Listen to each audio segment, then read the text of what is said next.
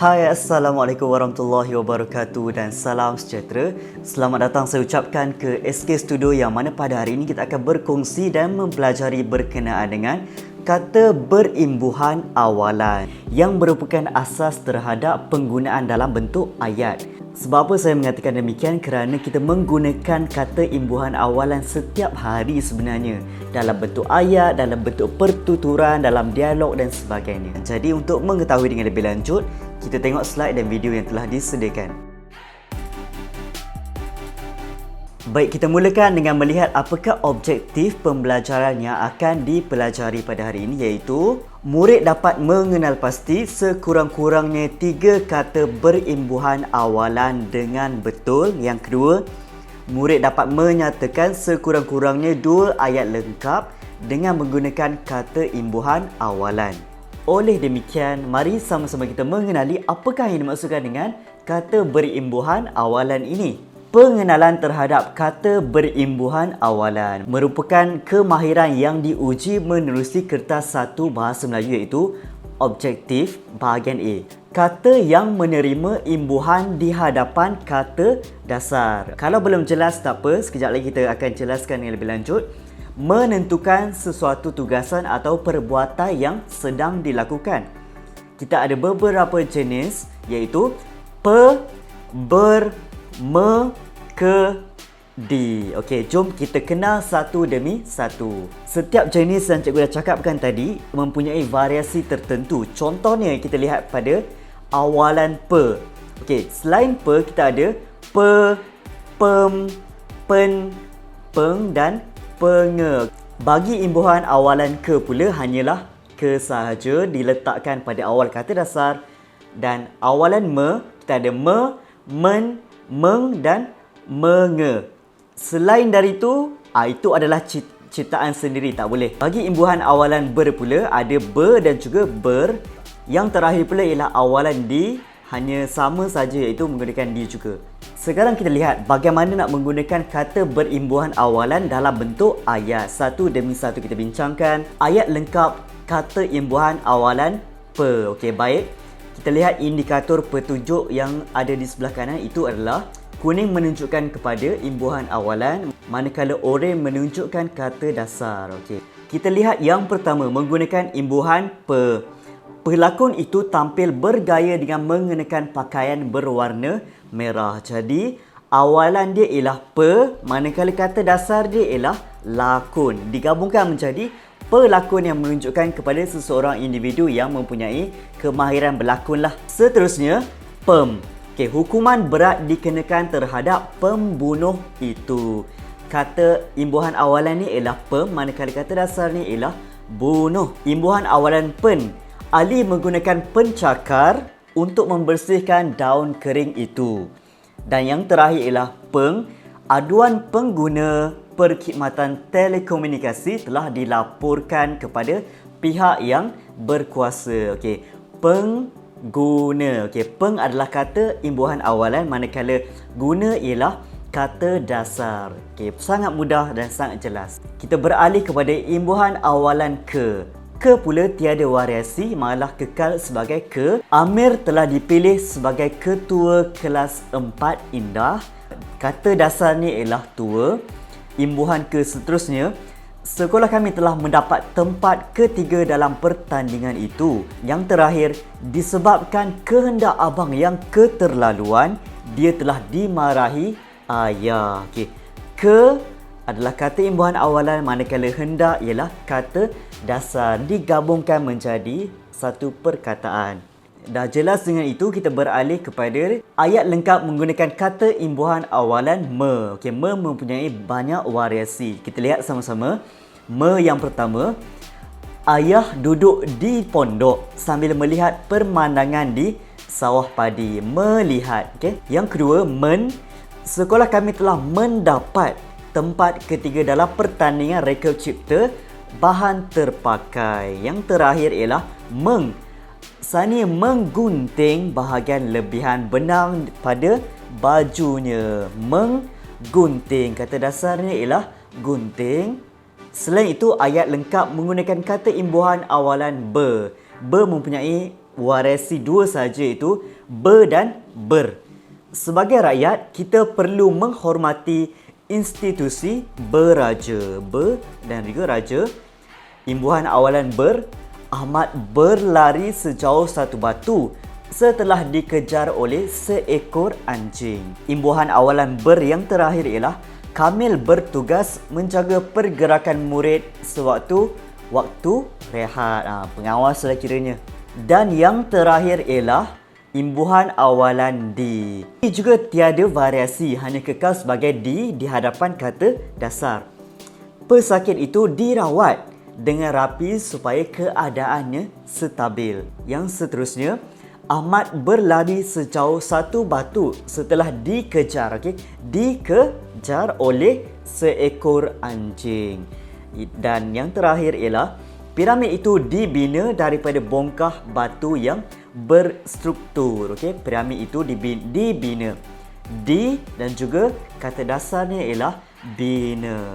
Kita dah lihat cara untuk menggunakan imbuhan awalan dalam bentuk ayat. Sekarang kita terus kepada buku teks muka surat 76 dan 77. Tajuk kita hari ini ialah halwa betik yang merupakan sejenis makanan tradisional orang dulu. Kita baca sama-sama. Balkis sedang meneliti buku resepi. Dia berminat untuk membuat halwa betik berdasarkan panduan yang berikut. Pada petikan atas tersebut, kita ada label yang berwarna merah jambu ataupun magenta itu yang menunjukkan itu adalah kata imbuhan awalan. Yang pertama kita lihat meneliti, yang kedua berminat dan yang ketiga ialah membuat. Meneliti, apakah imbuhan awalan dia? Jawapan dia ialah men dan juga teliti. Teliti ialah kata dasar dan men ialah kata imbuhan awalan. Begitu juga dengan berminat, menerima imbuhan awalan ber, B-E-R, ber. Dan untuk yang ketiga, membuat, menerima imbuhan awalan mem. Sebelum kita lihat pada gambar yang pertama, kita lihat apakah bahan yang diperlukan. Kalau kita nak masak kan, kita mestilah perlukan bahan dan juga alatan sebelum kita nak mulakan masak. Apa yang diperlukan ialah sebiji buah betik yang muda, 3 sendok gula mengikut tahap kemanisan yang kamu mahu. Nak manis, letaklah lebih sedikit. Kalau nak kurang, kurangkan 1 sudu kapur sirih. Yang dekat bawah kita perlu untuk lengkapkan. Gunakan ruang kosong warna mengikut cita rasa. Jadi apakah jawapan dia? Jawapan dia ialah gunakan pewarna mengikut cita rasa. Menerima imbuhan pe. Kita mulakan dengan melihat gambar yang pertama, iaitu basuh buah dan buang kulitnya, potong mengikut kehendak. Pada kehendak tersebut, apakah kata imbuhan awalan yang diterima dia? Ya betul, iaitu ke dan juga hendak ialah kata dasar. Baik, pada pandangan kamu, apakah tujuan kita nak basuh dulu betik itu sebelum kita nak mulakan masak? Itu untuk menjaga kebersihan. Gambar yang kedua pula. Setelah ruang kosong hiris, kepingan betik boleh dibentuk mengikut kreativiti. Ruang kosong, ukir dan anyaman boleh dibuat pada kepingan betik. Jadi jawapannya ialah setelah menghiris, menerima imbuhan awalan meng, dan juga kata dasarnya ialah hiris. Kepingan betik boleh dibentuk mengikut kreativiti. Dan juga yang jawapan di bawah melibatkan kata dasar ukir ini mempunyai ralat sedikitlah. Kerana jawapan yang betul ialah ukiran. Ukiran ialah kata imbuhan akhiran. Ukiran dan anyaman boleh dibuat pada kepingan betik. Kita maju kepada gambar yang ketiga. Kepingan betik perlu ruang kosong, kata dasarnya ialah rendam di dalam air kapur selama 1 hari. Apakah jawapannya? Ya betul, iaitu kepingan betik perlu direndam di dalam air kapur selama 1 hari. Menerima kata imbuhan awalan di, iaitu rendam juga. Kita lihat gambar yang keempat. Kepingan betik perlu ruang kosong, bilas dengan air yang bersih. Jawapannya ialah kepingan betik perlu dibilas dengan air yang bersih. Dah lepas kita rendam dia dalam air kapur, kemudian kita kena bilas. Gambar yang kelima. Kemudian celur kepingan betik di dalam air yang ruang kosong didih selama 2 hingga 3 minit. Okey, apakah yang dimaksudkan dengan celup? Celup ialah perbuatan kita merendamkan makanan secara sekejap di dalam air yang menggelegar ataupun panas. Okey, jawapannya ialah kemudian celur kepingan betik di dalam air yang mendidih selama 2 hingga 3 minit. Menerima kata imbuhan mendidih. Yang keenam, pastikan kepingan betik benar-benar kering setelah apa jawapannya? Okey, jawapan yang sebenar ialah setelah ditos. Okey, gabung di dan tos. Maksudnya setelah kita rendamkan dalam air yang panas, kita perlu untuk tos dulu. Kita nak hilangkan air supaya makanan kita tak lembik. Gambar yang ketujuh, setelah sejuk, kepingan betik perlu direndam di dalam air gula. Ruang kosong laku proses di atas sehingga gula menyaluti kepingan betik. Proses ini dilakukan ruang kosong ulang kali. Jawapan yang sebenarnya pada kata dasar laku itu ialah lakukan. Bukan perbincangan kita pada minggu ini kerana kita membincangkan kata awalan itu adalah akhiran. Okey.